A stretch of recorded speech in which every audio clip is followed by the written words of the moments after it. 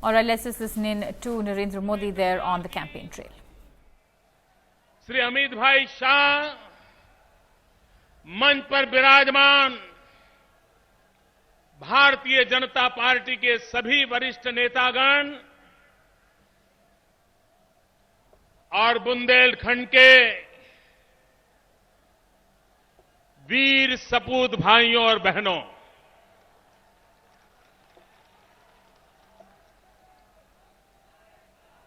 ये मेरा सौभाग्य है कि आज मुझे इस वीर भूमि के आशीर्वाद प्राप्त करने का अवसर मिला है।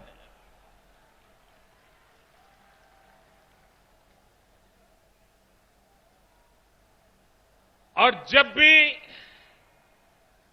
1857 के स्वातंत्र संग्राम की बात आती है तो बुंदेलखंड का परचम, झांसी का परचम पूरे हिंदुस्तान में नई ऊंचाइयों के दर्शन कराता है।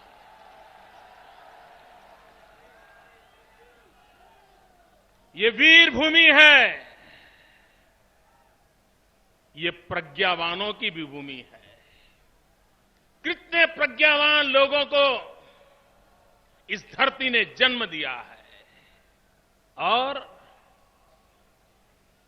जिसके लिए हमारी वर्तमान पीढ़ी गर्व करती है वो हॉकी के जादूगर ध्यानचंद जी इसी मिट्टी की पैदाश थे। उस धरती को मैं नमन करता हूं। भाइयों बहनों, मैं आज आपके पास रोने धोने के लिए नहीं आया हूं।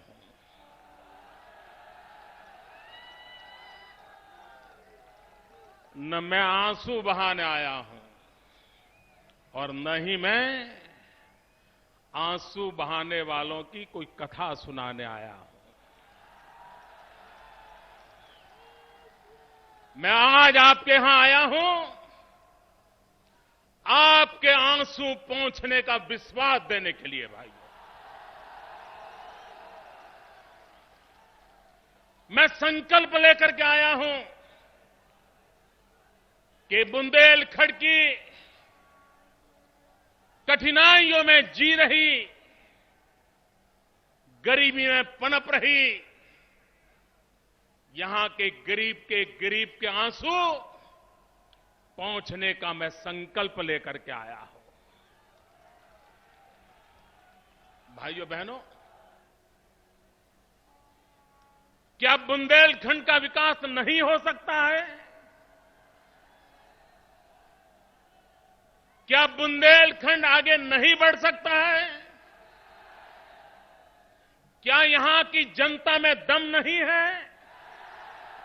क्या यहां के किसानों में दम नहीं है? अगर दम नहीं है तो लखनऊ और दिल्ली में नहीं है।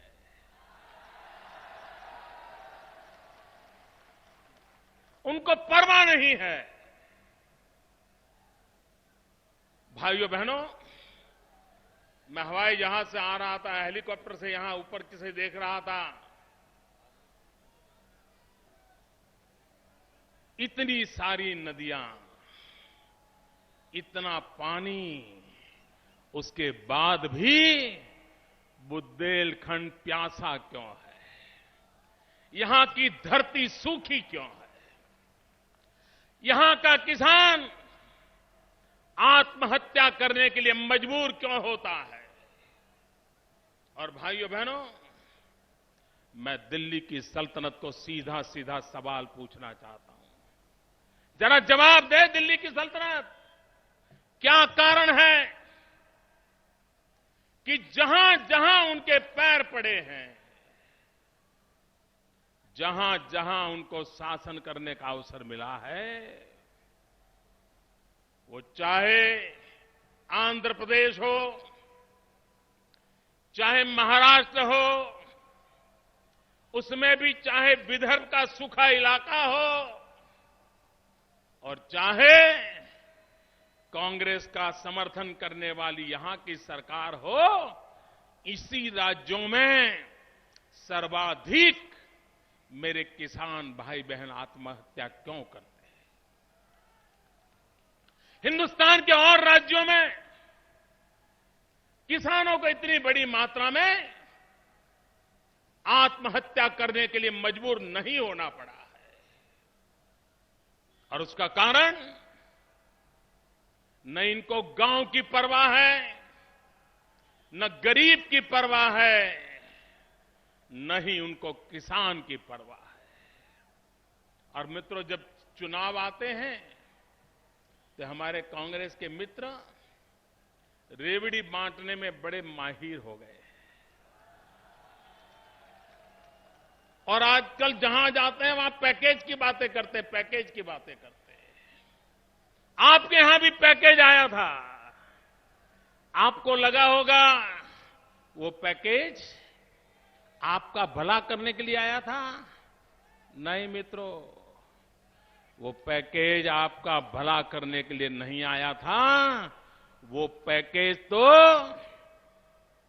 उत्तर प्रदेश के नेताओं का मुंह बंद करने के लिए, टुकड़ा फेंकने के लिए भेजा गया था और दिल्ली और लखनऊ ने मिलकर के सरकारी खजाने के उस पैकेज का बंटवारा कर लिया, बांट लिया। आपके यहां नहीं आया है मित्रों। कोई मुझे बताए मित्रों, यहां पर मंडी का निर्माण होने वाला था, क्या हुआ है? क्या पैसे गए कि नहीं गए? यहां कुआं खोदने की बातें कही थी, कहीं कुआं नजर आता है? यहां पेड़ बोने की बातें हुई थी, कहीं पेड़ नजर आता है? यहां पर नदियों पर चेक डैम बनाने की बातें हुई थी, कहीं पानी रोका गया है?